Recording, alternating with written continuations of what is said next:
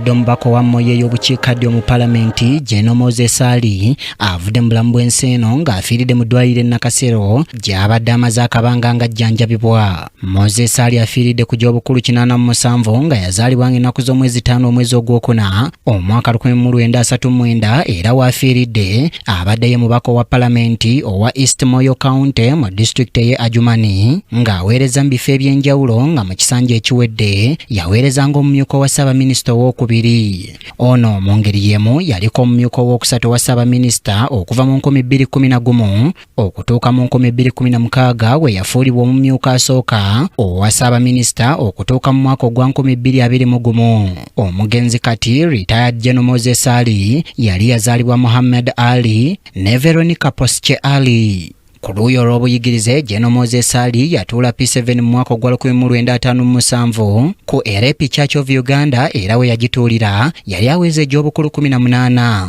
Okuva mu mwaka ogwa 1964 okutuuka 1966 yagenda ku Old Kampala SS nga bwe yava wano yagenda n'asoma certificate mu cadet training ne certificate mu paratrooper instructors training mu ggwanga erya Isirayiri mu mwaka ogwa 1969 nga mu mwaka ogwa 1972 yafuna certificate mu company commanders course era nga mu mwaka ogwa 2007 wano we yafunira certificate mu mateeka.